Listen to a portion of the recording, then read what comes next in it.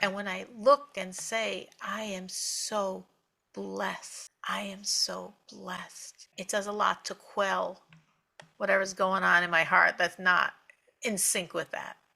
So it's really good to exercise that muscle frequently, which means remind yourself how blessed you are, how many times God has come through for you. The stronger the muscle is, the more natural it is to think that. And the more natural it is to think that, the more quickly you're going to dispel the other voices. How again does it become natural? By doing it again and again and again. Well, when do you do it? Well, if every time you're upset you do it, it will get very natural very fast. So you're in good, you don't have to worry. You're a little upset, you remind yourself life is good, and you remind yourself my life is blessed. And you think of those blessings, you think of those miracles, you think of those kindnesses. Next time it happens, you can do it faster. The next time it happens, you can do it faster. It's more and more natural for your mind to go on those healthy roads. And it's really, really, really, really, really worthwhile. It's really spiritually worthwhile, and honestly, it's physically worthwhile. Emotionally, it's the best road to be on. And the third level is this idea of trust. So the first thing we said is, I'm looking at my life and it's thank God, it's good. If that's not strong enough, I think of all the blessings and miracles I've had. That doesn't work sometimes. I have to trust. And trusting itself creates the good I'm trusting in.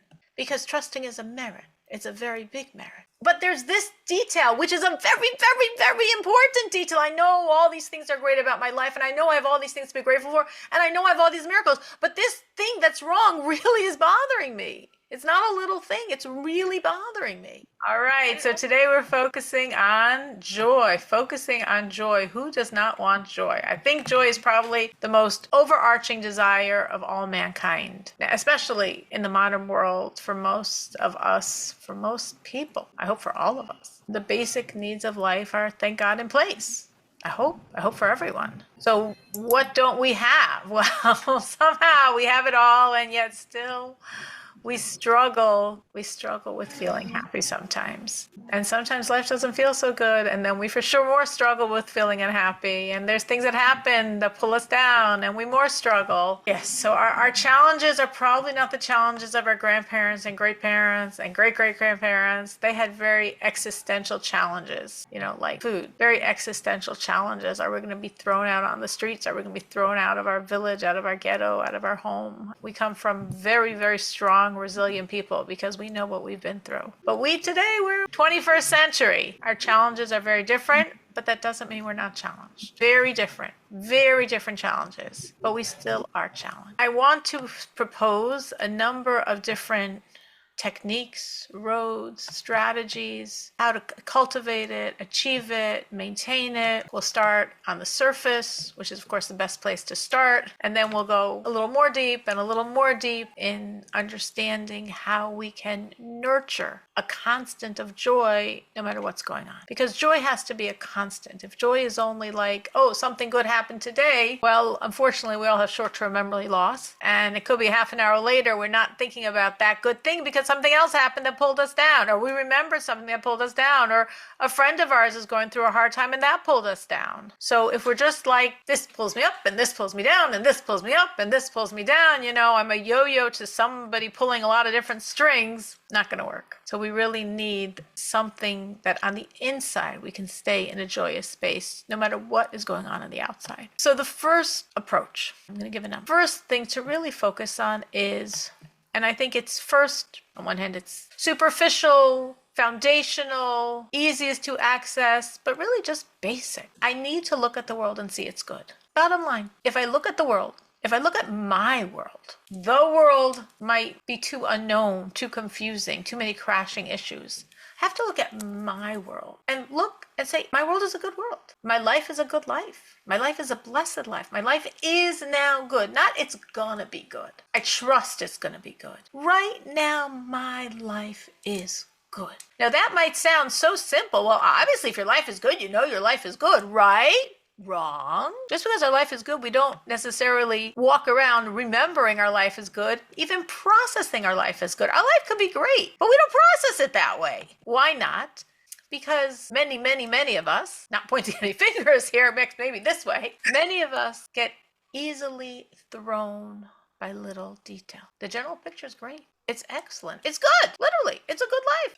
All areas, it's good. But this detail happens and it gets me upset and it throws me and it makes me unhappy and it triggers other memories. So a lot of time. Now, again, I can't guarantee this for everyone. Some people could say, no, my life is actually not good. My life is bad, and it's really bad in many ways. That could be true. But I think for many of us, our life is good. But we have to remember that. We don't have to, I'm not saying here even trust, believe it will be good. I'm saying right now the life is good. But we just don't always notice it. I think it's like we have to maximize and minimize. We have to maximize our excitement over the good in our life and minimize our pain over the stuff that we're not happy with in our life. If you have nothing you're not happy with, your life is not just good, your life is amazing. Your life is unbelievable. And if you have some minor stuff that bothers you, or maybe it's not so minor, but in the totality it's minor, you have a great life. In other words, a lot of times it's put things in perspective. Look at the important coordinates in your life. Look at what's important to you. Look at all the pieces that make up your life, and this is good, and this is good, and this is good. In general, not look at every little detail. In general, this is good. In general, this is good. In general, this is good. The general picture is good. Thank God, you have a good life. Celebrate. I have a good life. You know, in our prayer, in a psalm, we say a refrain again and again and again. Ki lo olam chasto, which means because his kindness is everlasting. Now that psalm actually Kabbalistically spells out the name of God, meaning there are exactly, if we think of God's name, it's a Yud, which equals 10, then a Hey, which is 5, so now we're at 15, then a Vav, which is 6, now we're at 21, and then another Hey, which is 5, so we're at 26. So the most primary name of God, the Yud and the Hey and the Vav and the Hey, is a numerical value of 26. So this psalm that I am referring to has exactly 26 verses. And every verse, it's a refrain. Every verse, you have the first half, which is a specific thing you're thanking for, and the second half, every verse is exactly the same. Because his kindness is eternal. Because his kindness is eternal. What's the significance that there are 26 verses? Because I'm telling you, that spells out God's name. So God's name is embedded in these verses. And a name reflects an essence. So God's name is embedded in the verses saying his kindness is eternal. His kindness is eternal. His kindness is eternal. This is his name. This is his essence. His kindness is eternal. This is a prayer. This is also a true statement of fact. His kindness is eternal. So when I'm looking at my life with that prism of, I know his kindness is eternal, and I want to look at my good life and see and celebrate its good, my life responds that way. And I see my life is good. Not like it will be good. It also will be good, because good could always get better. And of course, I always want better. But at this moment, it is good. And when I look at the total picture, and I don't let the little details bother me, and I can say, yes, it is good, that's reason to celebrate. That's reason to be joyous. I actually did this like very recently, like yesterday. Literally yesterday, you know, just true confessions. I guess I wasn't in the best space, because if you do this, you're not in the best space. But I just was like sort of overviewing, you know, the broad areas of my life. Oh, that's really good. Oh, that's good too. Oh, that's good. Oh, I said, you know what? My life is good. It'll be better. I want better. We all want more. It's fine to want more. That's human nature. God gave it to us. It's not a bad nature. But I could want more and at the same time celebrate. It is good. And when I tell myself that, not only it will be amazing, but it is good, it could shift so many things. So what does this take? This takes perspective, taking a little step away from the details, looking at the areas and saying, yeah, it's true. God is giving me a good life. Thank you. Right now it is good. Besides me, and I said I even did this yesterday, other people have done this, do this, it helps them. What's your feedback on this?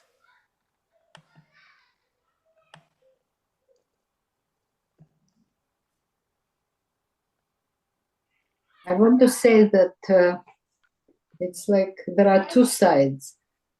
In my mind, very often I know what the truth, and I know to trust in God and life is good.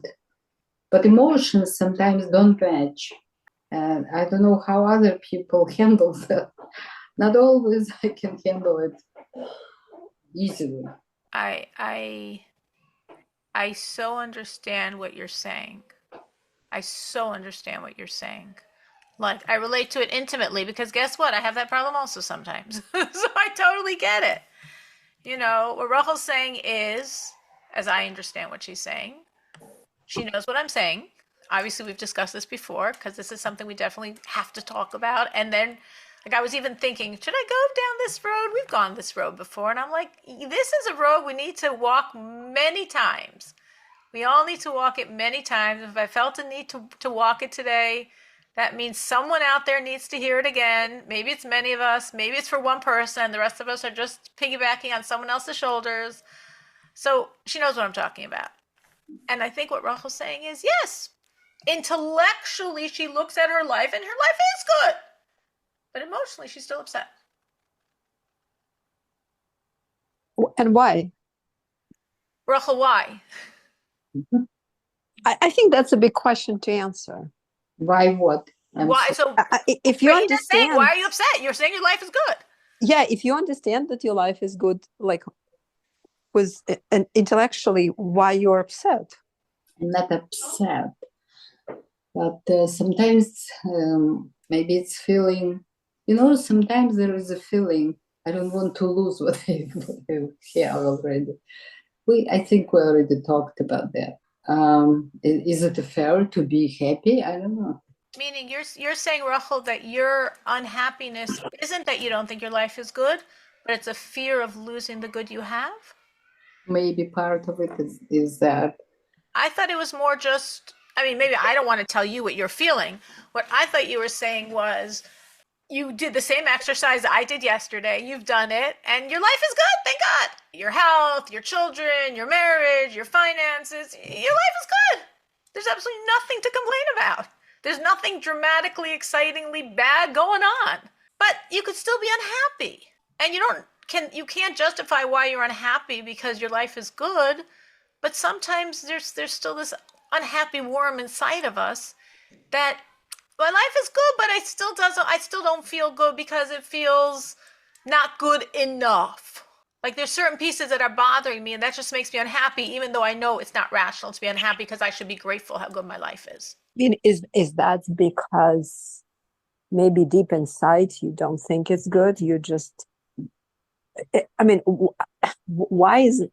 I wouldn't say that I am not happy at the same time. I worry.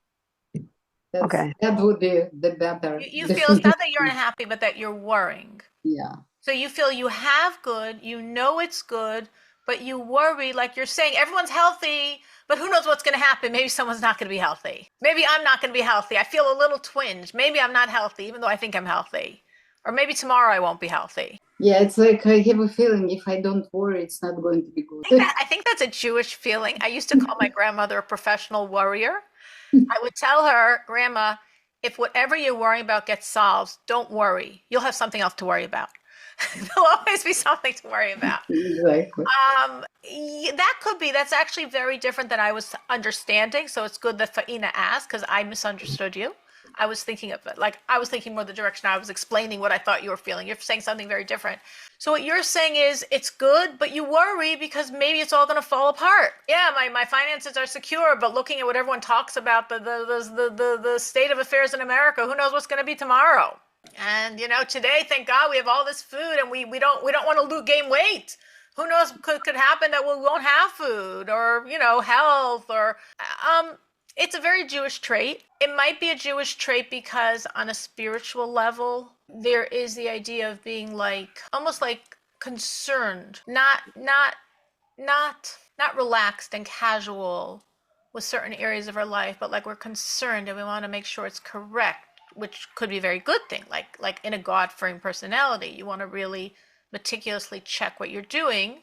So that doesn't mean you're neurotically worrying. What I'm saying, from there could evolve that worrying nature. I do think that I see it in a lot of people.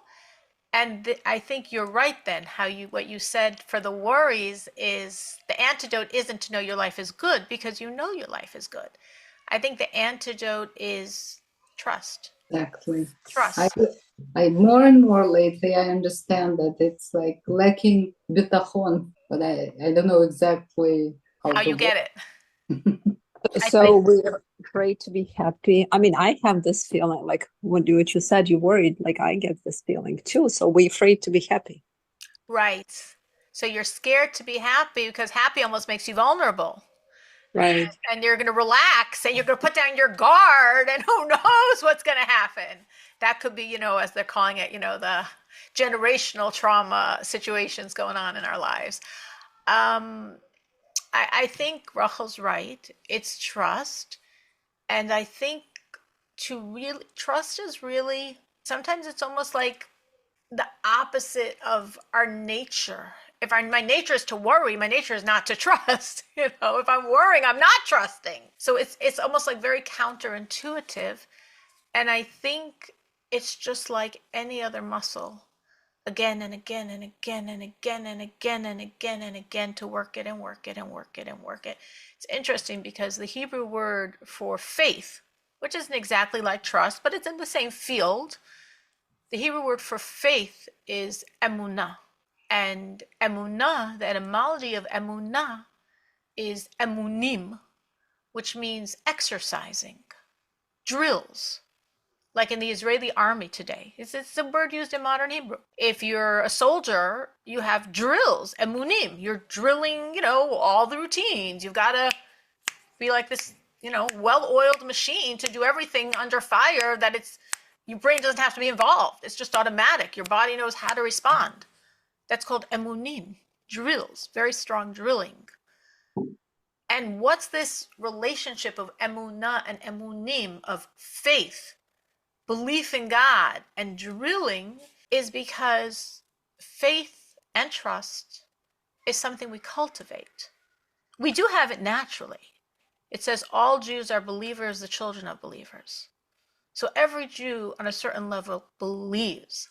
I mean, like they say in English, there's no atheist in a foxhole. We say, in the Talmud, when the thief goes to steal, he prays to God to be successful. So innately, every human being believes.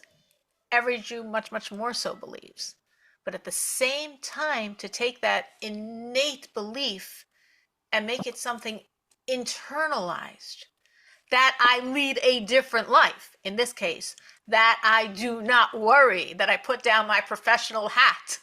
I will no longer be the worrier of the family. I'm putting it down. Let someone else pick up that mantle. It's from again and again and again reminding yourself of what you know and believe in terms of God's relationship to you personally and to the world in general.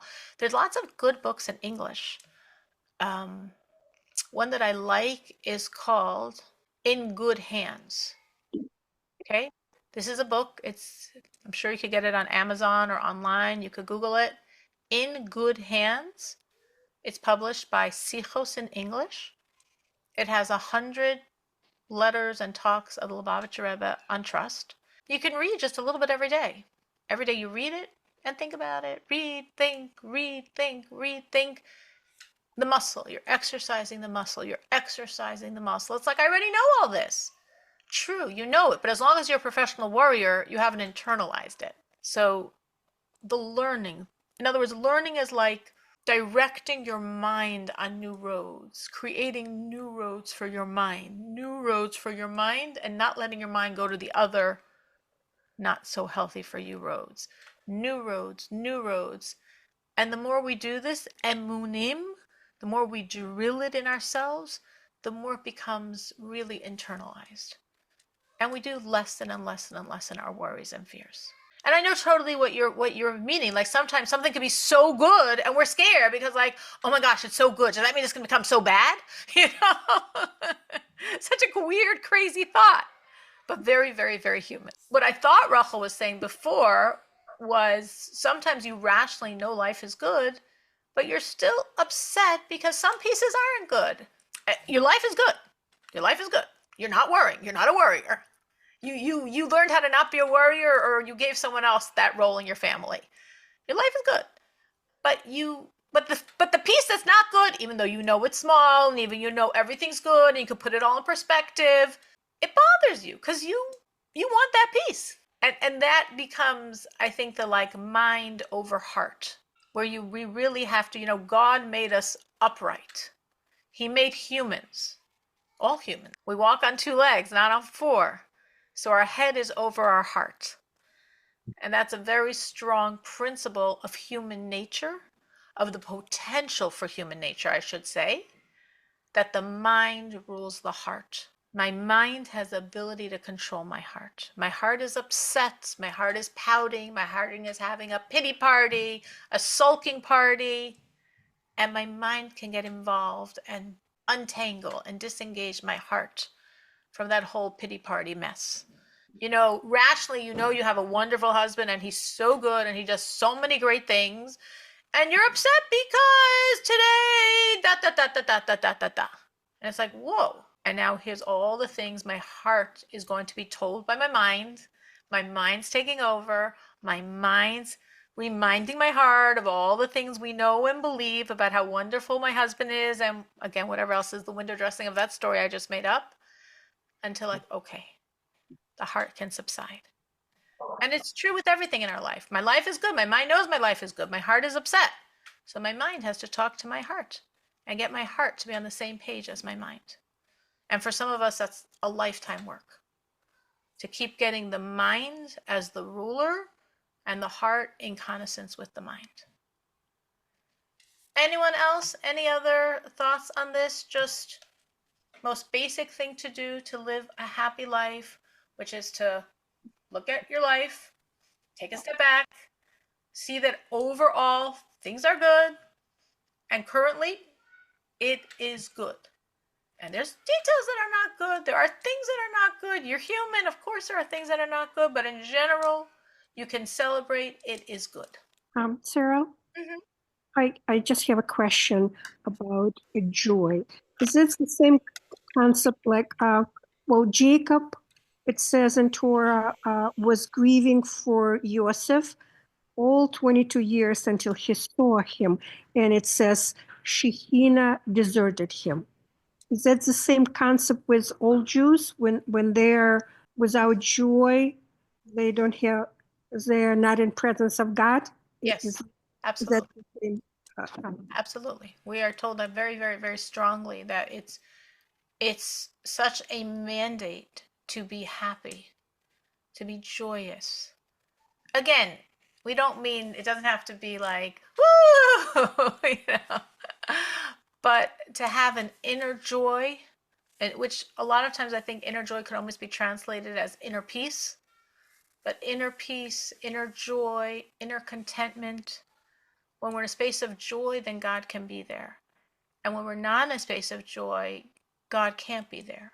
That's why it says, like you referenced Jacob, it says about the prophets, that if a prophet was trying to have a communication with God, one of the techniques they knew to do was to have someone play musical instruments for them. Because the music would put them in a more joyous space, and that's a magnet that helps that God can come to them. So absolutely. So that is a higher level motivation. I said we all as humans want joy. I believe that absolutely true. I believe we all want joy. But if it seems like a difficult job, or why put all my energy in this direction, yes, definitely when one is joyous, God can be with a person. And when one is not joyous, it's almost like God's not welcome. Now, why would that be, that if you're not joyous, God isn't welcomed? So I think one answer for that, because a person could say, well, that's not fair. I'm unhappy and God is also deserting me. Like, come on. That's what's the connection?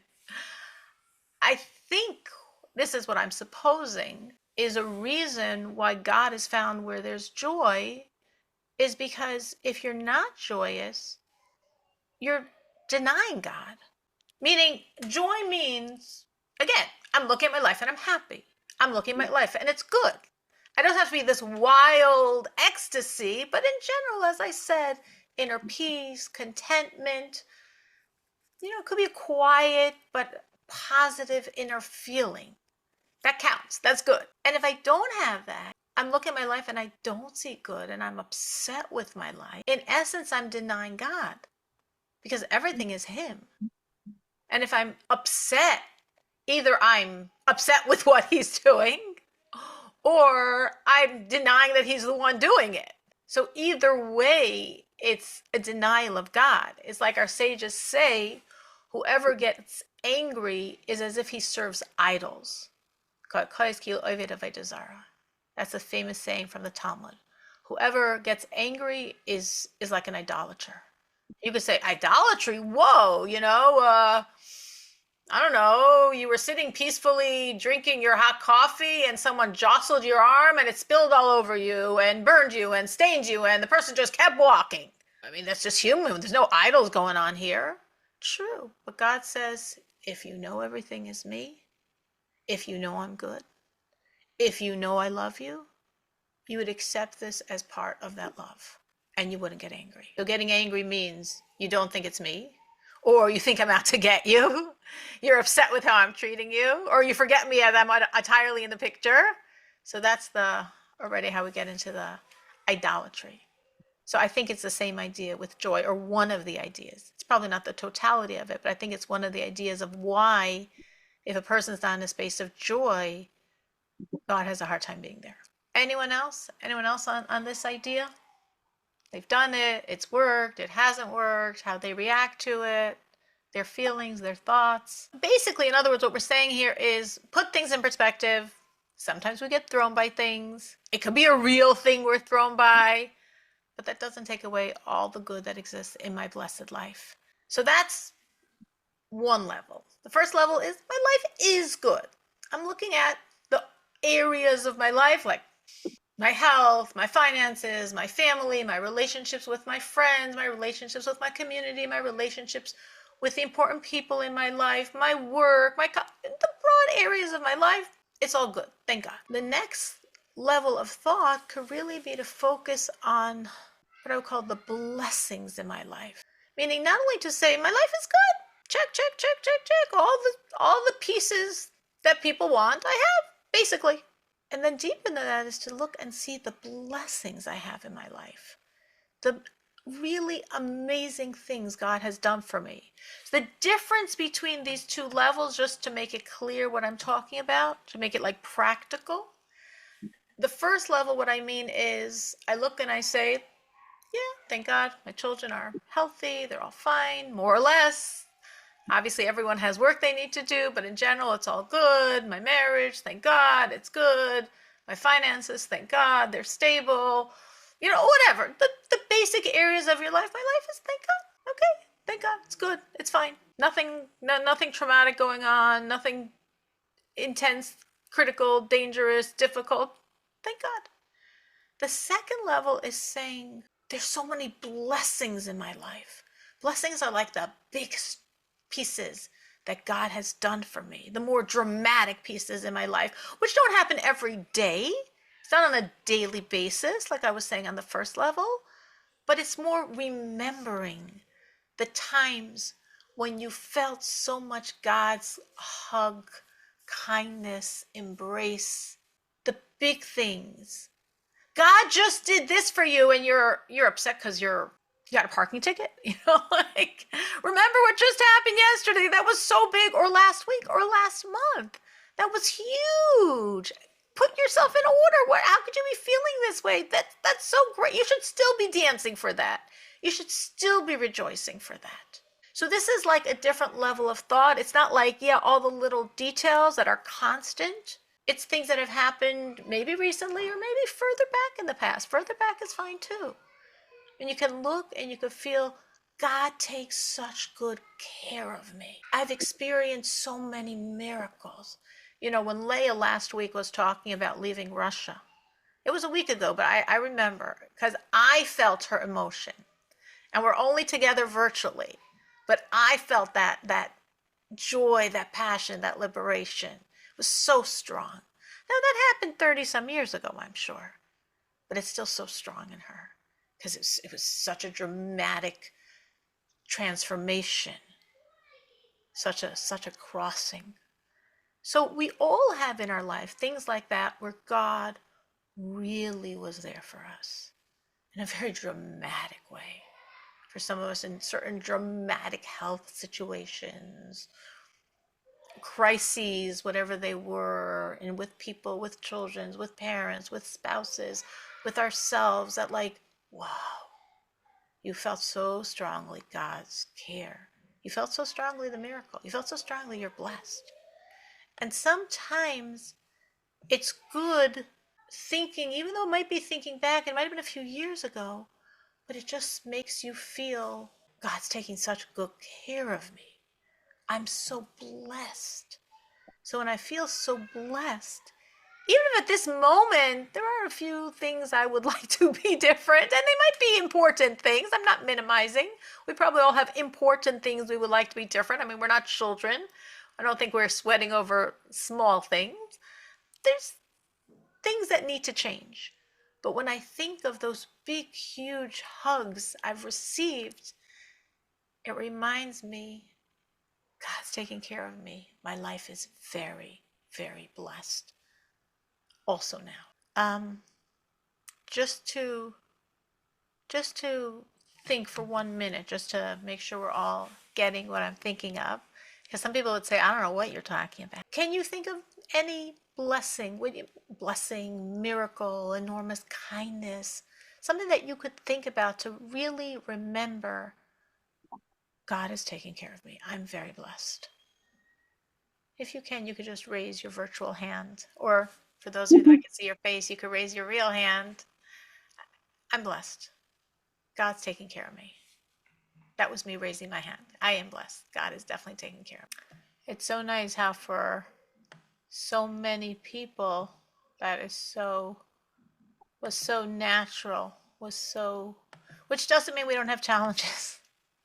We have challenges. We're blessed with challenges also. But when you remember God's taking care of me, I can remember times he really took care of me. He was really, really, really there for me. It gives you a sense of like, I'm taken care of. I'm secure. Also this, in Hebrew, in modern Hebrew, in Israel, they have an expression, Gam ze ya'avar. This too will pass. You know, like, God's with you. There's always some bumps on the road, and sometimes those bumps are very big bumps. But I can remember, and when I remember, I can feel the hug. Multiple hugs. I guess I have a pretty dramatic life because I can remember a lot of times when God was big time there for me. And I always keep those times very close to my heart. And it was beautiful to see that for over half of you, it was like so fast. Your hands went up, you like so easy, so natural. I happen to know a secret. I know that every one of us has had those experiences in our life. I know. I absolutely know. And for some people, it might be easier to remember. Maybe it happened more recently, or maybe it's more dramatic, or maybe they're that type of person that they hold it closer to their heart. We should all be that type of person that holds it very close to our heart. It's very healthy for us to hold very close to our heart all those times when we felt so taken care of in big ways. Why? Because if you're going to go Rachel's direction, you start worrying, or if you just start feeling upset, though you might not have good validation for it. And you're like, wait. So level 1 was, wait, my life is good. This is good. This is good. This is good. My life is good. What are you worried about? What are you upset about? My life is good. But sometimes it's not strong enough because the worry or the upsetness is a bit stronger than that. So then you pull out this, my life is blessed. I'm blessed. I've experienced such blessings, such miracles, such kindnesses, being really taken care of. It should dispel all those unhappy, things coming out of that heart. Mind over heart. I've told you this before. In the Hebrew, there's your mind, your heart, and your liver. The mind representing thoughts, the heart representing feelings, and the liver representing bodily functioning. And the way being a godly person, it's mind over heart over liver, which spells out in the Hebrew, if you take the first letters of those 3 Hebrew words, melech, mind, heart, liver, the king.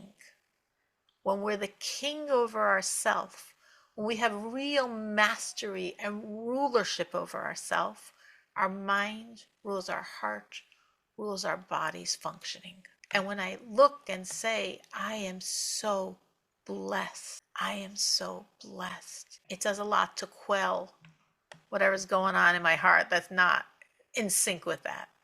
So it's really good to exercise that muscle frequently, which means remind yourself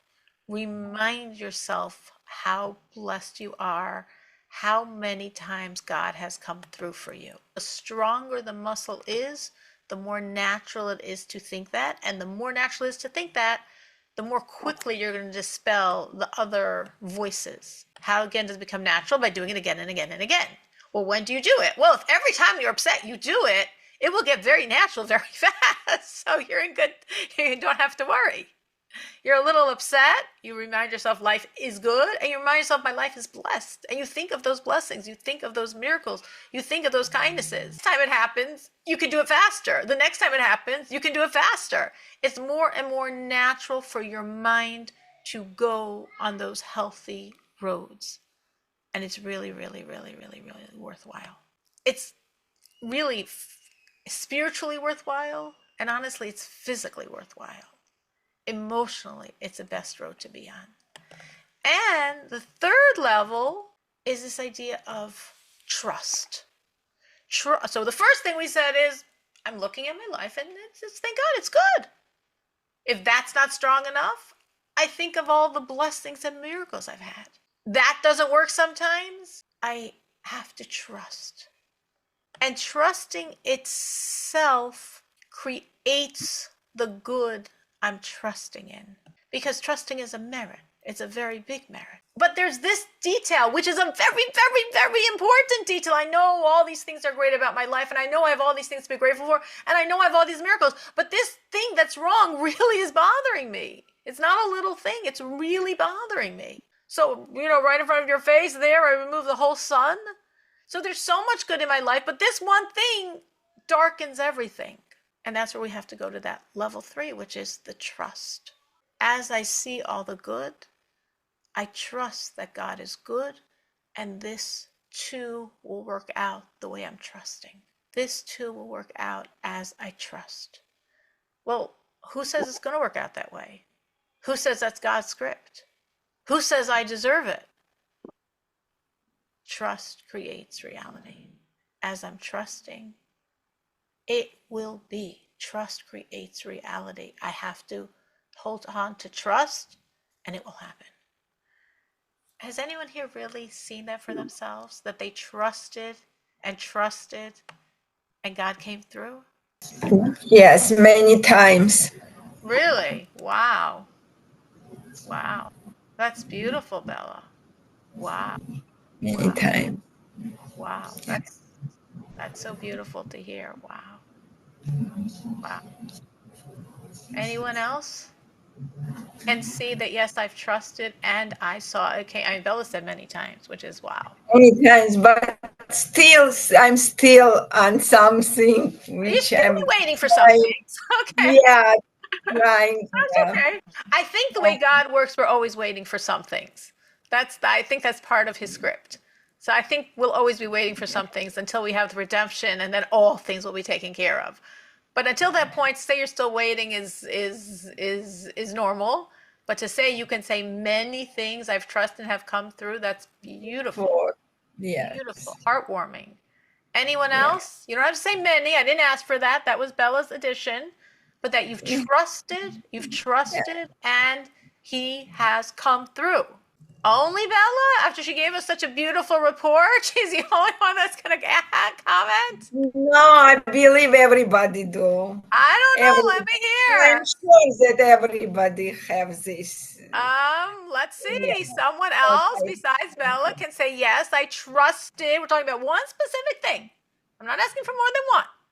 But that you were trusting God and it did work out. Maybe not exactly like your vision of the story. He might have tweaked it a little different, but it worked out. I could say I prayed for some things and it came through. But at this point, I can't say that I exercised trust.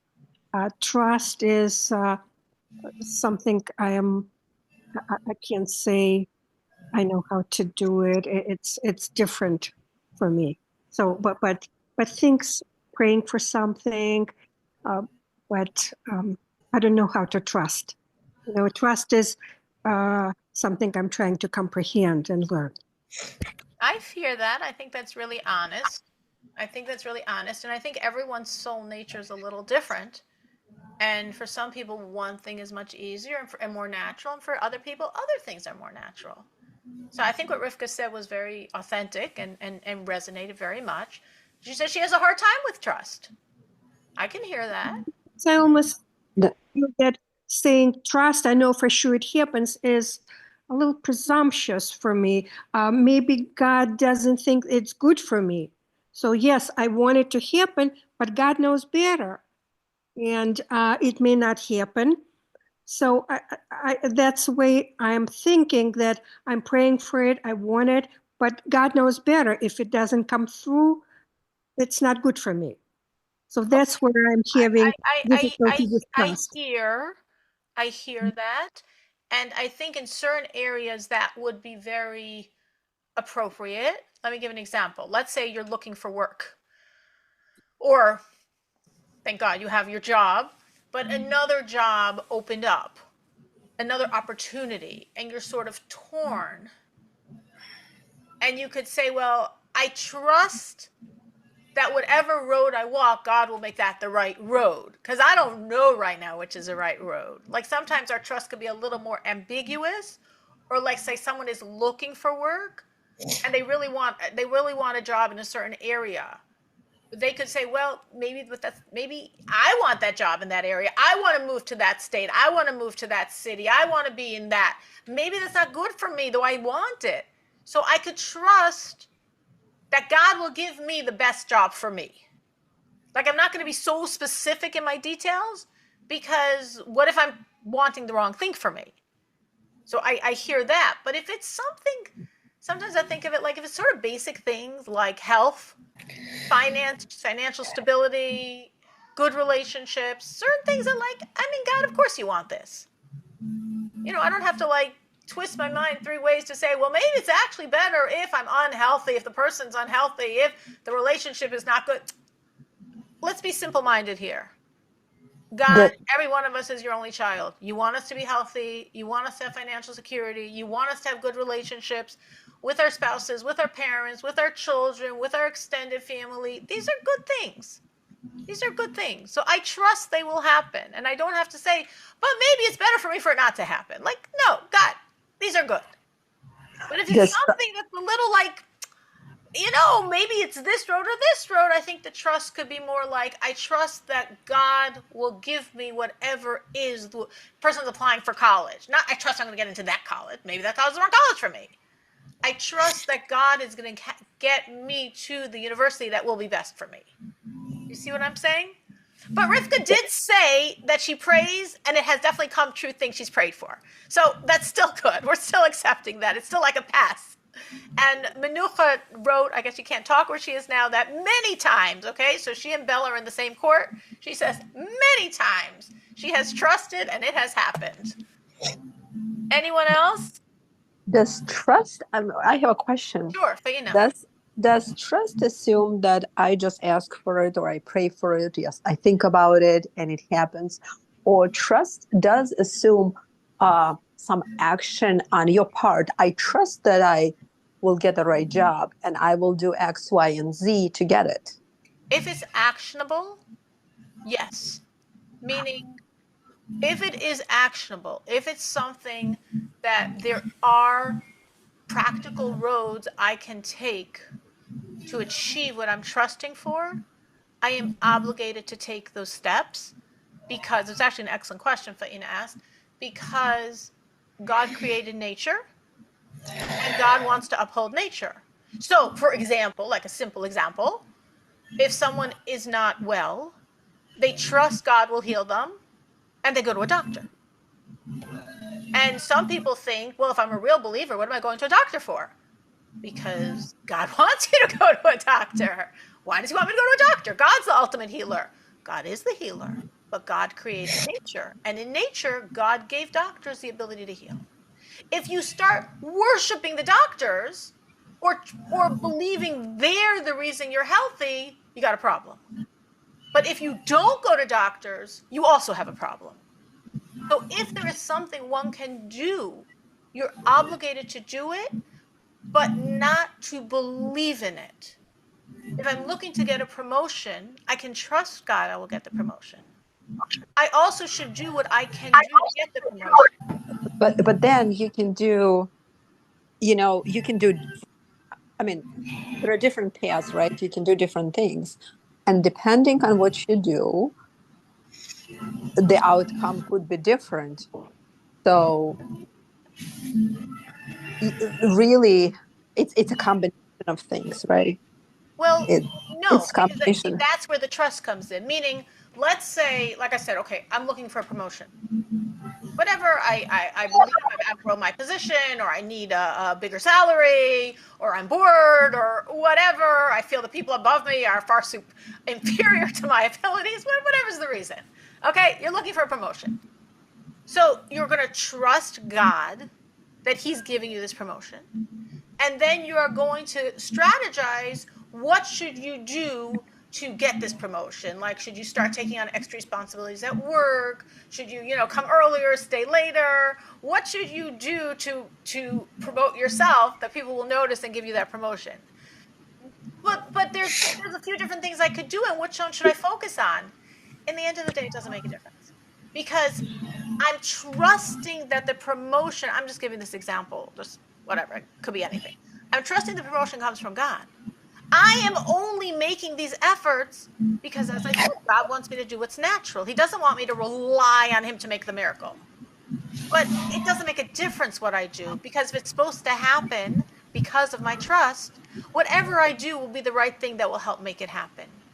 So I don't over worry about what I'm choosing, just like with doctors. Obviously, you want to go to the best doctor, but you can make yourself crazy going to the best doctor. You could, and there's a point of like, no, you're trusting God's the healer. Yes, of course, you don't want to go to a schlemazel doctor. You don't want to go to, well, he's incompetent, but who cares? If you have a choice of going to a competent one, obviously go to a competent one. If you have a choice of going to a better one, go to a better one. We're told that the greater the doctor, the greater is the angel of healing that accompanies that doctor. So sometimes there's a point of just going to the best doctor because you're going to get the biggest angel there. But at the same time, God's the healer. And if there's no other doctor available but one who's not competent, God could heal me exactly the same. So I wouldn't over worry which steps I choose. I would trust and know that God wants me to do whatever I can. In other words, God says, it's explained, if a person trusts and doesn't do anything, they're sitting home ill and completely trusting God that they're going to be healed, like 1,000,000% trust. They're so confident, they're so joyous, they're doing everything right spiritually, and they're not going to any doctors. And guess what? God makes a miracle. They were healed. Unbelievable miracle. It is an unbelievable miracle. But God's a little upset at them. Why did you do it that way? Why did you force me to make a miracle? I could choose to make miracles, but why did you force me to make a miracle? If you had gone to doctors, we could have pretended it was natural. I mean, pretended, because obviously the doctors can't do what's going to happen, but at least we could pretend a little. At least we could dress it up in nature a little. A little. So as much as possible, you're supposed to try to dress things up in nature, but not believe in nature. Believe in God. And that's sometimes a very delicate road, meaning black and white is much simpler than gray. Like, let's talk about losing weight, okay? It's easier to fast than to eat properly. I'm not saying fasting is the way to lose weight. I'm just saying if you're just told don't eat, okay, you don't eat. But no, eat healthy, eat properly, oh, that's much more challenging. Don't talk, you don't say anything. Talk, but don't use any inappropriate words, and don't say anything that's gossip, and don't say anything that's slander, and don't say anything that's inappropriate. Like, oh, that's hard, that's impossible. Don't talk, I just don't talk. So if we just didn't use any nature and we sat back and trusted in God, it's almost like simpler, but wrong. But if we just believe in nature, that's wrong. So we're the tightrope walkers. That's what Jews are. We're very nuanced. Very, very nuanced people. So we totally trust God and use nature, but don't overuse nature and don't believe in nature and don't trust nature. Trust God, but you must use nature. So that's how we balance. Again, it's a delicate walk, but it's really exactly how we're supposed to do it. Anyone else? Just one last call out. I know we'll stop here, but anyone else has trusted and it has happened as they've trusted. So we got Bella's yes, and Menucha's yes, and Rivka's through prayer yes. Anyone else that can say yes, I trusted and God came through? Of course. Of course. I believe it happens with everybody. I believe it happens with everybody also. I don't know if every people could as confidently as Bella and Menucha say it, but yes, I also believe it's happened with everybody. And yes, it has definitely happened with me. And yes, there's still, as Bella said, I still have things on my list, and God still has things he has to come through for, and I know he will, but he definitely has. And Rachel's right. If you can think of a time when you trusted, or as Rivka said, you prayed, and it did happen, it's good to keep that in your heart also. Another muscle. Because then when you're going through whatever you're going through, and we're all going through, you're like, he's done it before. He's doing it again. And the trust is easier. Every time he comes through, the trust for the next one, there will be a next one. The trust for the next one is easier. All right, we will